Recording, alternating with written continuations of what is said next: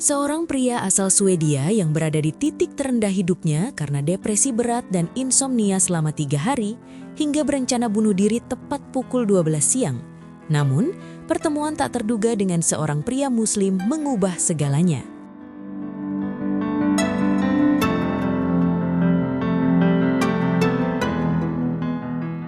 Di sebuah kota kecil di Swedia Selatan, musim dingin tahun itu terasa lebih panjang dari biasanya.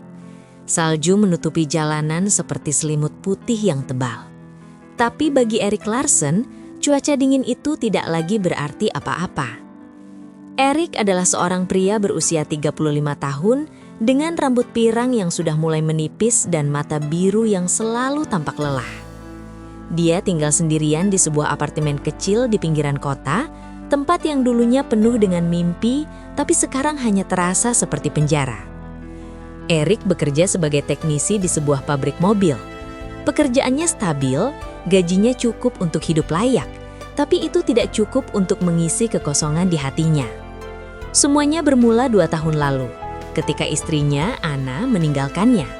Mereka menikah selama 10 tahun, tapi akhirnya Anna merasa Erik terlalu sibuk dengan pekerjaan dan tidak pernah benar-benar hadir. Perceraian itu datang seperti badai, meninggalkan Erik dengan rumah yang kosong dan hati yang hancur. Anak-anak mereka tidak ada, karena mereka memutuskan untuk tidak punya keturunan dulu. Sekarang, Erik menyesali itu semua. Setelah perceraian, Erik mencoba melanjutkan hidup. Dia pergi ke bar sesekali, bertemu teman-teman lama, bahkan mencoba aplikasi kencan online. Tapi semuanya terasa sia-sia. Teman-temannya sibuk dengan keluarga masing-masing, dan pertemuan-pertemuan itu hanya membuatnya semakin kesepian. Dia mulai minum lebih sering, tapi alkohol tidak membantu. Malah itu membuat tidurnya semakin buruk. Awalnya insomnia datang sesekali, tapi belakangan ini semakin parah. Sudah 3 hari berturut-turut, Erik tidak bisa tidur sama sekali. Matanya terbuka lebar sepanjang malam, menatap langit-langit kamar yang gelap. Pagi itu, Erik bangun dari tempat tidur dengan tubuh yang lemas. Sebenarnya dia tidak tidur, hanya berbaring sambil memikirkan segala hal yang salah dalam hidupnya. Jam dinding menunjukkan pukul 8 pagi. Cahaya matahari musim dingin menyusup melalui tirai tipis, tapi itu tidak menghangatkan ruangan.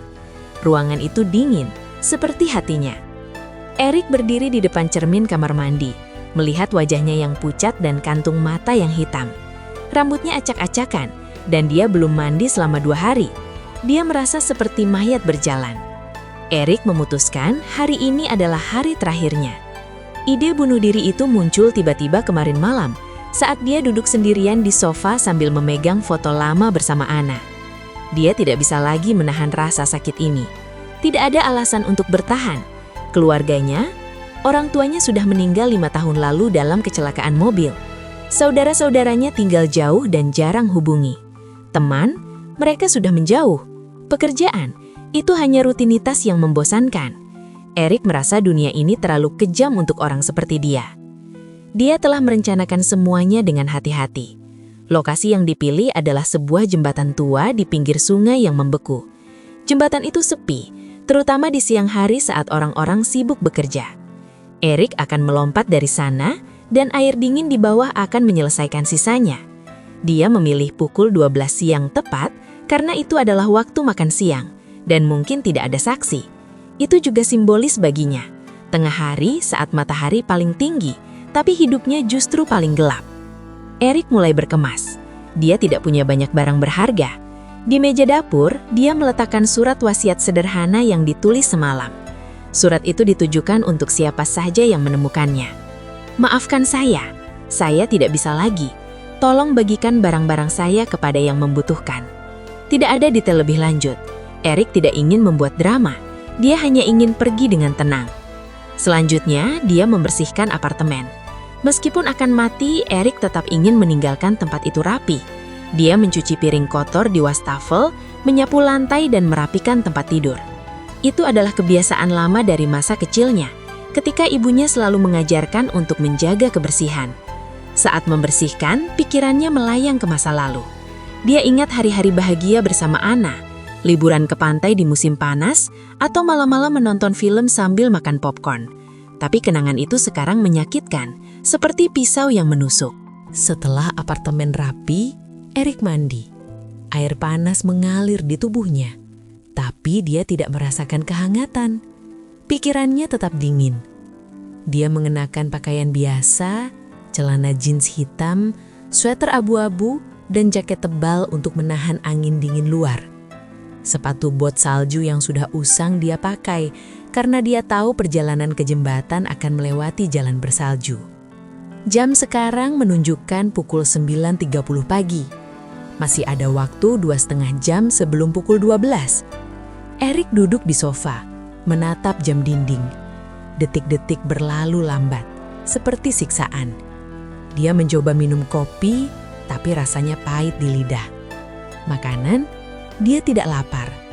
Perutnya sudah terasa mual karena kurang tidur.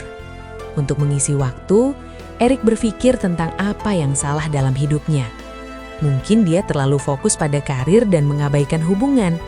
Atau mungkin dia tidak pernah benar-benar bahagia sejak kecil. Ayahnya adalah orang yang keras, selalu menuntut prestasi. Erik lulus kuliah dengan nilai bagus, dapat pekerjaan bagus, tapi itu tidak pernah cukup. Sekarang, di usia 35, dia merasa gagal total. Insomnia membuat semuanya lebih buruk. 3 hari tanpa tidur membuat kepalanya pusing, penglihatannya kabur, dan emosinya tidak stabil. Dia pernah mencoba obat tidur dari apotik, tapi tidak mempan. Dokter, dia tidak pernah pergi karena malu mengakui depresi. Di Swedia, orang-orang seharusnya kuat, tapi Erik merasa lemah. Akhirnya, pukul 10.30 pagi, Erik berdiri, memeriksa dompetnya, hanya kartu identitas dan sedikit uang tunai. Dia tidak membawa ponsel karena tidak ingin diganggu. Dengan langkah gontai, dia keluar dari apartemen. Pintu ditutup tanpa dikunci karena dia tahu tidak akan kembali. Di luar, angin dingin menusuk kulitnya. Salju turun ringan, membuat jalanan licin. Erik berjalan menyusuri trotoar, melewati rumah-rumah tetangga yang hangat. Anak-anak bermain salju di taman, tapi dia tidak memperhatikan. Pikirannya hanya pada jembatan itu. Perjalanan ke jembatan memakan waktu sekitar 1 jam berjalan kaki. Erik sengaja memilih jalan kaki untuk merasakan langkah terakhirnya.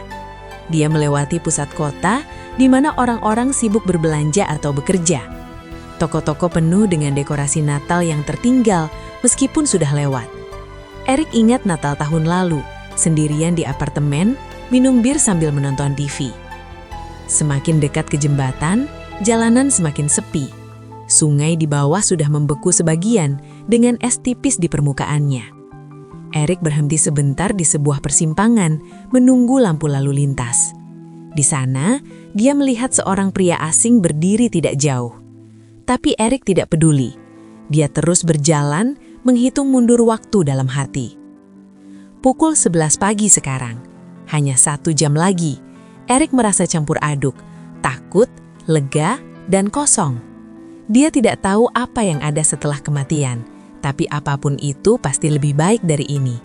Langkahnya semakin lambat, tapi tekadnya kuat. Hari ini, semuanya akan berakhir. Erik terus berjalan melewati pohon-pohon yang gundul karena musim dingin. Angin bertiup lebih kencang, membawa serpihan salju ke wajahnya. Dia menarik kerah jaket lebih tinggi, tapi dingin itu sudah meresap ke tulang. Pikirannya kembali ke masa kecil, ketika dia bermain ski bersama saudara-saudaranya di pegunungan. Saat itu, hidup terasa sederhana. Tapi sekarang semuanya rumit. Di persimpangan berikutnya, Erik berpapasan dengan lebih banyak orang. Sebagian besar adalah pejalan kaki yang buru-buru, mungkin menuju kantor atau toko. Erik merasa seperti hantu di antara mereka. Ada, tapi tidak terlihat. Tidak ada yang tahu apa yang ada di pikirannya. Akhirnya dia mendekati area sungai. Jembatan sudah terlihat di kejauhan, struktur besi tua yang berdiri kokoh. Erik mempercepat langkahnya sedikit, meskipun tubuhnya lelah. Insomnia membuat kakinya berat, tapi dia harus sampai tepat waktu. Pukul 11.30 pagi, setengah jam lagi, Erik merasa campur aduk, takut, lega, dan kosong. Dia tidak tahu apa yang ada setelah kematian, Tapi apapun itu pasti lebih baik dari ini. Langkahnya semakin lambat, tapi tekadnya kuat. Hari ini, semuanya akan berakhir. Erik terus melangkah di trotoar yang licin karena salju tipis yang baru turun. Angin dingin menyapu wajahnya, membuat matanya yang sudah merah karena kurang tidur terasa perih. Jam tangan di pergelangan tangannya menunjukkan pukul 11.15 pagi. Masih ada waktu 45 menit sebelum pukul 12. Jembatan itu sudah terlihat di kejauhan. Struktur besi gelap yang melengkung di atas sungai beku. Erik tidak mempercepat langkahnya lagi. Dia justru berjalan pelan, seolah ingin menikmati setiap detik terakhir sebelum semuanya berakhir. Persimpangan jalan besar muncul di depannya. Lampu lalu lintas merah menyala, memaksa Erik berhenti. Di seberang jalan, orang-orang berlalu lalang dengan tas belanja atau tas kerja. Wajah mereka tampak biasa saja, seperti tidak ada yang salah di dunia ini. Erik merasa terpisah dari mereka semua. Tubuhnya ada di sana, tapi pikirannya sudah jauh, melayang ke kegelapan yang dia rencanakan. Saat lampu berganti hijau, Erik melangkah menyeberang. Di tengah persimpangan itu, seorang pria berdiri di trotoar sebelah kanan.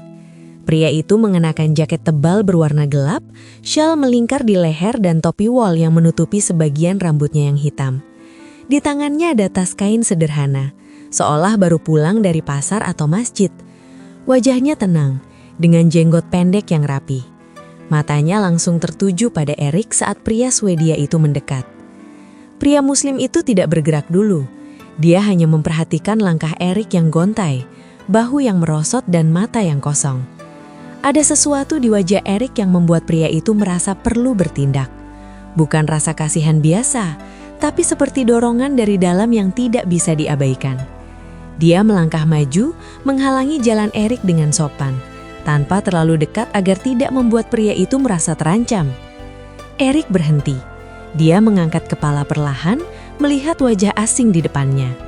Pria itu tersenyum tipis, tapi bukan senyum yang dipaksakan. Senyum itu hangat, seperti seseorang yang benar-benar peduli. Erik merasa aneh. Biasanya orang-orang di Swedia tidak suka mengganggu orang asing di jalan, apalagi di musim dingin ketika semua orang ingin cepat sampai tujuan. Pria Muslim itu membuka mulutnya, bertanya dengan suara pelan tapi jelas. Erik mendengar pertanyaan itu, tapi pikirannya lambat merespons. Dia tidak punya energi untuk berbohong atau menghindar. Dengan suara datar, hampir tanpa emosi, Erik menjawab langsung. Dia bilang bahwa dia sedang menuju ke tempat tertentu untuk mengakhiri hidupnya tepat pukul 12 siang. Kata-kata itu keluar begitu saja, seperti fakta biasa, bukan pengakuan dramatis. Pria Muslim itu tidak langsung bereaksi dengan panik atau kaget. Matanya tetap tenang. Dia tidak mundur, tidak memanggil polisi, tidak berteriak. Sebaliknya, dia mengangguk pelan, seolah memahami betul beratnya beban yang dibawa Erik. Dia tahu bahwa di Swedia, musim dingin panjang sering membuat orang merasa terjebak dalam kegelapan. Dan angka bunuh diri memang tinggi. Tapi dia tidak menilai. Dia hanya melihat seorang manusia yang sedang tersesat. Dengan suara yang tetap lembut, pria itu bilang bahwa masih ada waktu sebelum pukul 12. Dia mengajak Erik ikut sebentar saja ke suatu tempat yang dekat. Tidak jauh katanya, hanya beberapa menit berjalan kaki. Erik mendengar ajakan itu. Pikirannya berputar. Apa ruginya? Dia sudah memutuskan untuk mati, jadi menunggu sebentar tidak akan mengubah apa-apa. Mungkin ini cara terakhir untuk mengisi waktu kosong sebelum akhir. Tanpa banyak berpikir, Erik mengangguk. Dia mengikuti pria itu tanpa bertanya lebih lanjut. Mereka berjalan berdampingan. Pria Muslim itu tidak banyak bicara, hanya sesekali menunjuk arah agar Erik tidak tersesat. Jalan yang mereka lalui mulai menjauh dari keramaian pusat kota. Mereka melewati rumah-rumah kayu khas Swedia, dengan atap miring tertutup salju. Angin masih bertiup, tapi Erik merasa sedikit berbeda. Mungkin karena ada orang di sampingnya, meskipun asing. Atau mungkin karena dia tidak lagi sendirian dalam langkah terakhirnya. Setelah sekitar 10 menit berjalan, mereka tiba di sebuah bangunan sederhana di sudut jalan kecil. Bangunan itu tidak mencolok, dengan dinding bata merah dan pintu kayu besar. Di atas pintu ada tulisan Arab yang Erik tidak pahami dan sebuah kubah kecil di atap. Pria Muslim itu berhenti di depan pintu, menoleh ke Erik dan menjelaskan bahwa ini adalah masjid, tempat ibadah umat Muslim. Erik ragu sejenak. Dia pernah mendengar tentang masjid, tapi tidak pernah masuk ke dalamnya. Di Swedia, komunitas Muslim tidak terlalu besar di kota kecilnya, dan Erik tidak punya alasan untuk mendekat sebelumnya. Tapi sekarang, dia sudah di sini. Pria Muslim itu membuka pintu, mengajak Erik masuk. Karena Erik bukan Muslim, dia diminta menunggu di selasar luar, area terbuka yang dilindungi atap, tapi masih terasa dingin dari angin luar. Erik duduk di bangku kayu panjang di selasar itu. Dia bisa melihat ke dalam masjid melalui pintu yang setengah terbuka. Di dalam, beberapa orang sedang sholat atau duduk mendengarkan sesuatu. Suara lembut mulai terdengar. Itu adalah lantunan ayat Al-Quran, dibaca oleh seorang pria dengan suara tenang dan merdu. Erik tidak mengerti artinya, tapi iramanya terasa seperti gelombang yang pelan, naik turun dengan harmoni yang anehnya menenangkan. Pria Muslim itu mengajaknya tadi masuk ke dalam untuk sholat. Erik sendirian di selasar, tapi dia tidak merasa kesepian seperti biasanya. Suara bacaan itu terus mengalir, menyusup ke telinganya, melewati kepalanya yang bising selama 3 hari terakhir. Pikiran-pikiran gelap yang selama ini berputar tanpa henti mulai melambat.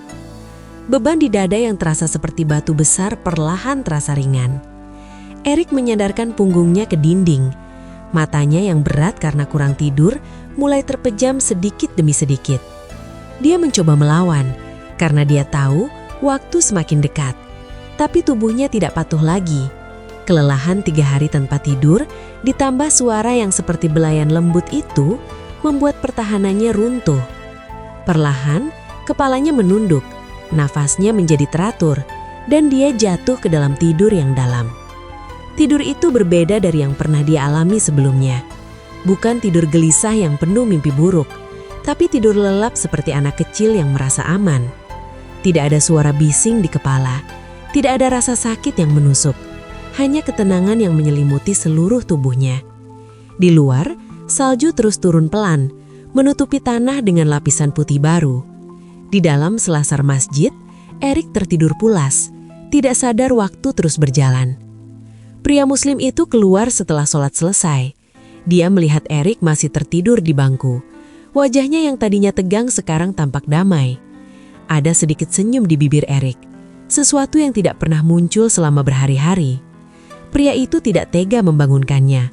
Dia tahu bahwa tidur seperti ini mungkin adalah yang paling dibutuhkan Erik saat ini. Jadi dia duduk tidak jauh, menjaga dari kejauhan, sambil berdoa dalam hati agar pria itu menemukan jalan keluar dari kegelapan yang menyelimutinya. Waktu terus berlalu. Jarum jam di ponsel pria Muslim itu menunjukkan pukul 12:15. Waktu yang direncanakan Erik untuk mengakhiri hidupnya sudah berlalu. Tapi Erik masih tertidur, nafasnya teratur, tubuhnya rileks sepenuhnya. Di tempat yang asing baginya, dia justru menemukan kedamaian yang selama ini dicari-cari. Erik terbangun sebentar dari tidurnya yang baru saja dimulai. Tapi matanya langsung terpejam lagi. Tubuhnya terasa berat, seperti ditarik ke bawah oleh kekuatan yang lembut tapi kuat. Dia duduk di bangku kayu panjang di selasar masjid, punggungnya bersandar pada dinding bata yang dingin. Angin musim dingin masih menyusup dari celah-celah, tapi entah kenapa dingin itu tidak lagi mengganggu. Malah terasa seperti pelukan yang menenangkan. Di dalam masjid, suara lantunan ayat Al-Quran terus mengalir. Seorang pria dengan suara dalam dan merdu membaca ayat-ayat panjang. Naik turun iramanya seperti ombak yang pelan menyapu pantai.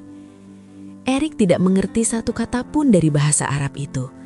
Baginya, itu hanya suara asing. Tapi suara itu punya kekuatan aneh. Setiap nada yang keluar seolah menyentuh sesuatu di dalam dadanya yang selama ini tertutup rapat. Pikiran-pikiran gelap yang berputar tanpa henti selama 3 hari terakhir mulai melambat, seperti mesin yang kehabisan bahan bakar. Erik mencoba membuka mata lagi. Melalui pintu setengah terbuka, dia melihat beberapa orang di dalam. Mereka duduk bersila di atas karpet merah hijau, kepala mereka tertunduk dalam khusyuk. Ada yang membaca buku kecil, ada yang menggerakkan bibir tanpa suara. Tidak ada yang memperhatikan Erik. Mereka seperti berada di dunia sendiri, dunia yang damai dan teratur. Erik merasa iri. Dia tidak pernah punya tempat seperti itu seumur hidupnya. 3 hari tanpa tidur membuat tubuhnya seperti karet yang sudah diregangkan terlalu lama. Kepalanya pusing, penglihatannya kabur di pinggir-pinggir. Tapi sekarang, di selasar ini, semuanya berbeda. Suara bacaan itu seperti obat penenang alami. Setiap ayat yang dibaca seolah membersihkan kotoran di pikirannya. Rasa sakit karena ditinggalkan Ana, penyesalan atas hidup yang sia-sia, rasa hampa yang seperti lubang hitam di dada, semuanya mulai pudar. Bukan hilang sepenuhnya, tapi seperti ditutupi selimut tebal yang hangat. Erik menyandarkan kepala ke belakang. Matanya terpejam lagi. Napasnya menjadi lebih dalam dan teratur. Dia tidak melawan lagi. Tubuhnya menyerah pada kelelahan yang selama ini dia tahan dengan paksa. Tidur datang seperti banjir yang pelan tapi pasti. Pertama hanya kelopak matanya yang berat, lalu bahunya merosot, lalu seluruh tubuhnya rileks. Dia miring ke samping, kepalanya hampir menyentuh bahu sendiri, dan akhirnya dia benar-benar tertidur pulas. Tidur itu dalam sekali. Tidak ada mimpi buruk tentang jatuh dari jembatan, atau wajah Ana yang marah. Tidak ada suara bising di kepala yang biasanya membuatnya terbangun setiap beberapa menit. Hanya kegelapan yang nyaman, seperti kembali ke rahim ibu yang aman. Napasnya pelan, dada naik turun dengan ritme yang tenang. Wajahnya yang tadinya tegang karena kurang tidur sekarang lembut. Bibirnya sedikit terbuka, dan ada garis senyum tipis yang muncul tanpa sadar. Di dalam masjid, pria Muslim yang mengajak Erik tadi selesai sholat. Dia keluar ke selasar dengan langkah pelan. Melihat Erik tertidur pulas, dia berhenti. Wajah pria Muslim itu tampak damai, sesuatu yang tidak pernah dia lihat saat pertama bertemu di persimpangan.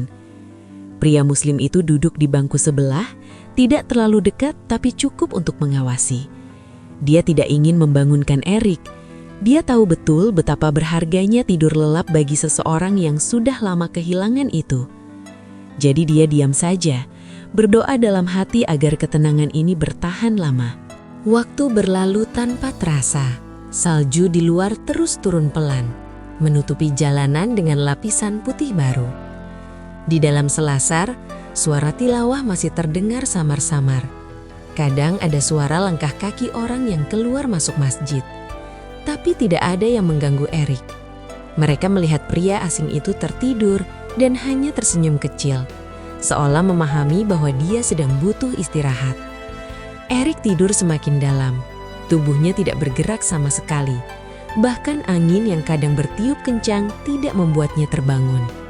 Ini adalah tidur pertama yang benar-benar nyenyak setelah berhari-hari. 3 hari penuh tanpa pejam mata membuatnya seperti orang yang haus air. Dan sekarang, dia minum sebanyak-banyaknya dari sumber yang tidak pernah dia duga. Suara Al-Quran terus menjadi latar belakang, seperti lagu pengantar tidur yang sempurna.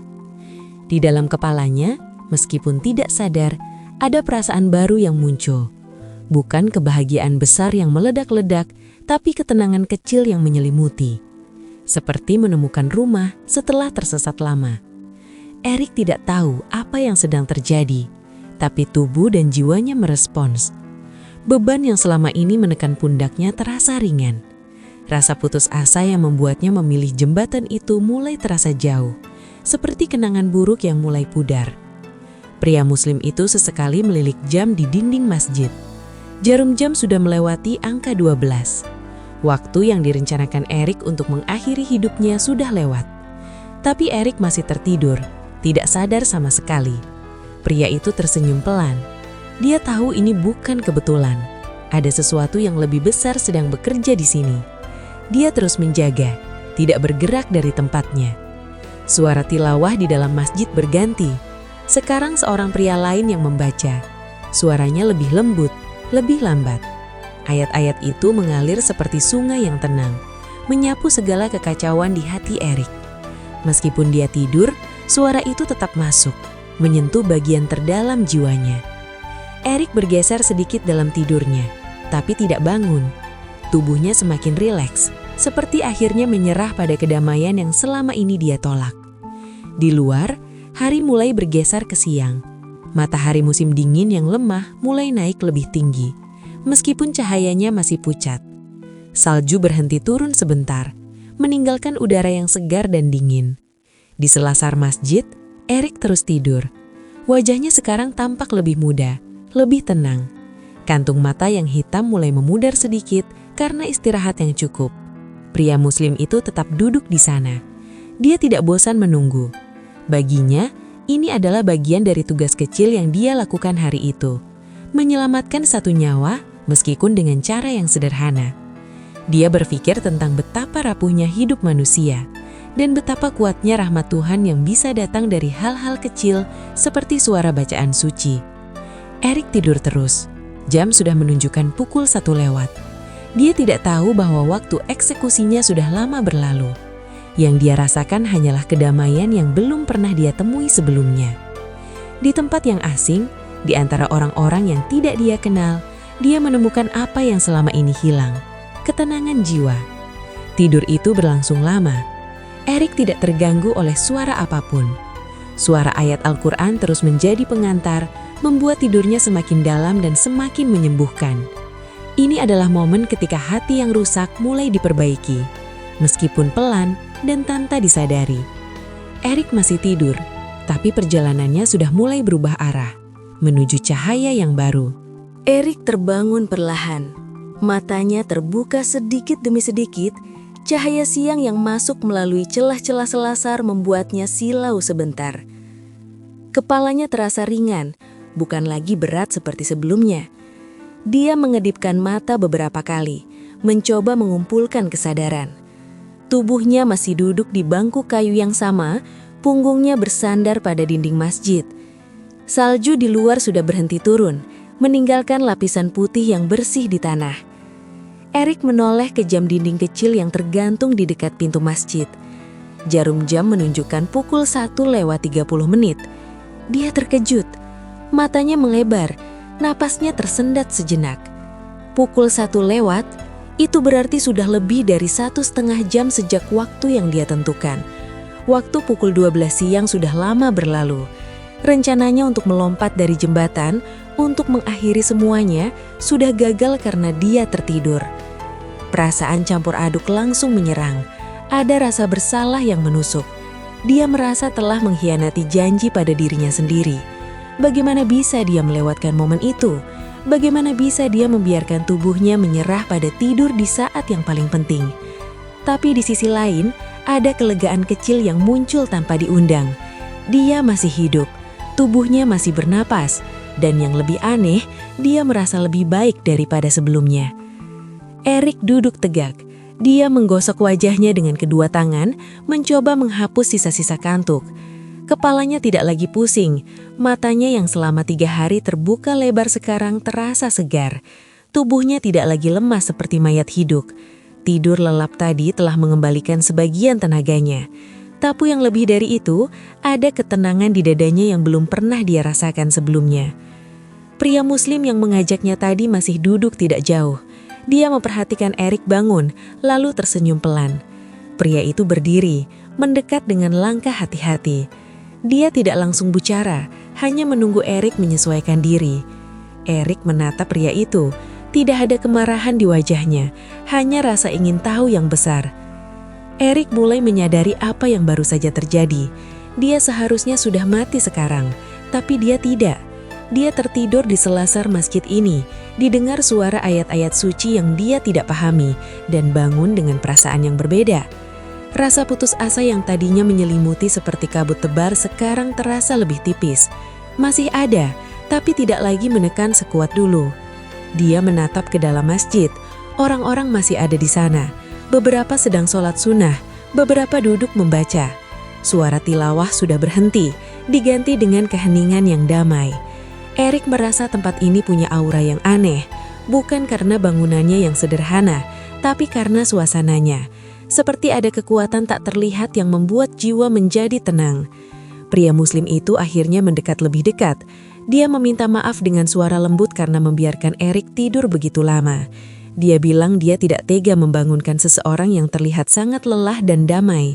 Erik mendengar kata-kata itu. Maaf? Kenapa harus minta maaf? Justru dia yang seharusnya berterima kasih. Erik tidak langsung menjawab. Dia masih memproses semuanya.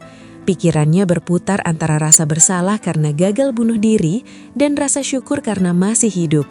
Dia ingat rencananya tadi pagi, keluar rumah, berjalan ke jembatan, melompat tepat pukul 12. Semuanya sudah direncanakan dengan teliti. Tapi sekarang, dia di sini, hidup dan merasa baik-baik saja. Dia menatap pria di depannya. Pria itu tampak sabar, tidak memaksa. Erik merasa perlu bicara. Dia bilang bahwa dia seharusnya sudah mati sekarang. Kata-kata itu keluar dengan suara pelan tapi jujur. Pria Muslim itu mengangguk, tidak terkejut. Dia sudah mendengar pengakuan itu di persimpangan tadi. Dia hanya mendengarkan, memberi ruang bagi Erik untuk meluapkan apa yang ada di hatinya. Erik melanjutkan.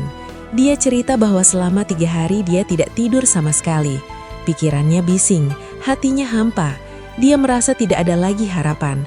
Tapi di tempat ini, di selasar masjid ini, dia bisa tidur lelap seperti belum pernah sebelumnya. Suara bacaan tadi, meskipun dia tidak mengerti artinya, membuatnya tenang, seperti ada yang menyentuh jiwa yang selama ini mati rasa. Pria itu mendengarkan dengan seksama. Dia tidak memotong, hanya mengangguk sesekali. Saat Erik selesai bicara, pria itu bilang bahwa ketenangan itu adalah rahmat dari Allah. Dia jelaskan singkat bahwa Al-Quran adalah kalam Allah yang bisa menyembuhkan hati yang sakit. Erik mendengar penjelasan itu. Dia tidak langsung percaya, tapi dia tidak menolak juga. Yang dia rasakan sekarang adalah bukti nyata, tidur lelap yang dia dapatkan di sini. Erik menatap jam lagi. Pukul 1:40. Waktu terus berjalan, tapi dia tidak merasa terburu-buru. Tidak ada lagi hitung mundur menuju kematian. Malah ada perasaan baru, ingin tahu lebih banyak. Dia bertanya pada pria itu, apa sebenarnya tempat ini? Apa yang membuatnya merasa begitu damai? Pria Muslim itu menjelaskan bahwa ini adalah masjid, tempat umat Islam beribadah dan mencari kedekatan dengan Tuhan. Dia cerita sedikit tentang Islam, tentang keyakinan bahwa ada Tuhan yang Maha Pengasih, yang tidak pernah meninggalkan hambanya meskipun hamba itu jauh darinya. Erik mendengarkan. Kata-kata itu sederhana, tapi menyentuh sesuatu di dalam dirinya. Dia ingat masa kecilnya. Dia dibesarkan tanpa agama yang kuat. Keluarganya sekuler. Natal dirayakan lebih sebagai tradisi daripada ibadah. Dia tidak pernah merasa dekat dengan Tuhan. Tapi sekarang, setelah hampir mati dan tertidur di masjid, dia merasa ada sesuatu yang lebih besar sedang bekerja. Perasaan bersalah tadi mulai memudar. Dia menyadari bahwa keterlambatan ini bukan kegagalan, tapi kesempatan. Kesempatan untuk hidup lagi, dengan cara yang berbeda. Dia tidak lagi ingin kembali ke jembatan itu. Pikiran tentang bunuh diri sekarang terasa jauh, seperti mimpi buruk yang sudah lewat. Erik berdiri perlahan. Kakinya masih sedikit lemas, tapi lebih kuat dari tadi pagi. Dia menatap pria Muslim itu dengan mata yang lebih jernih. Ada rasa terima kasih yang dalam. Tanpa kata-kata panjang, dia mengucapkan terima kasih. Pria itu tersenyum, bilang bahwa semua ini adalah kehendak Allah. Mereka berdua berdiri di selasar. Erik menatap keluar, ke salju yang bersih. Dunia di luar masih sama, tapi dialah yang berbeda. Dia merasa ada cahaya kecil di ujung terowongan gelap yang selama ini menyelimutinya. Cahaya itu datang dari tidur lelap, dari suara Al-Quran, dari pertemuan tak terduga ini. Erik tahu perjalanannya belum selesai. Masih ada banyak pertanyaan di hatinya. Tapi untuk pertama kalinya setelah lama, dia merasa ingin mencari jawaban. Bukan jawaban tentang mengapa hidup begitu berat, tapi tentang bagaimana menemukan kedamaian di tengah badai itu. Pria Muslim itu mengajak Erik masuk lebih dalam ke masjid, jika dia mau. Erik mengangguk. Dia melangkah masuk, meninggalkan selasar tempat dia tertidur. Langkahnya pelan tapi pasti. Dia tidak tahu apa yang akan terjadi selanjutnya. Tapi dia tahu satu hal, hidupnya sudah berubah. Dan perubahan itu dimulai dari melewatkan maut yang dia rencanakan sendiri. Erik berdiri di selasar masjid, masih merasakan sisa hangat dari tidur lelap yang baru saja dia alami. Tubuhnya terasa lebih ringan, seperti beban berat yang selama ini menempel di pundaknya sudah dilepas satu persatu. Dia menatap ke dalam masjid, ke karpet hijau yang lembut, ke mihrab sederhana di dinding, dan ke orang-orang yang bergerak pelan di sana. Semuanya terasa asing, tapi tidak lagi menakutkan. Malah, ada rasa penasaran yang tumbuh di dadanya, rasa ingin tahu yang selama ini mati. Pria Muslim yang menemani dia sejak persimpangan tadi berdiri di samping. Dia tidak memaksa, hanya menunggu dengan sabar. Erik menoleh kepadanya. Mata birunya yang tadinya kosong sekarang mulai berbinar kecil. Dia bertanya dengan suara pelan, apa sebenarnya yang membuat tempat ini begitu berbeda? Apa yang membuatnya bisa tidur begitu nyenyak setelah 3 hari penuh siksaan tanpa pejam mata? Pria itu menjelaskan dengan sederhana. Dia bilang bahwa ketenangan itu datang dari Al-Quran, kalam Allah yang diturunkan untuk menyembuhkan hati manusia. Suara bacaan tadi bukan sekedar nada indah, tapi ada kekuatan di dalamnya yang bisa menjangkau jiwa yang paling dalam. Erik mendengarkan tanpa memotong. Dia ingat bagaimana suara itu menyusup ke telinganya, bagaimana pikiran bisingnya menjadi diam, bagaimana tubuhnya menyerah pada kedamaian yang tidak bisa dijelaskan dengan logika.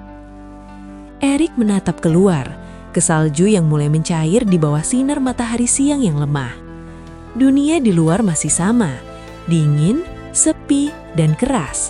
Tapi di dalam dirinya, sesuatu sudah berubah.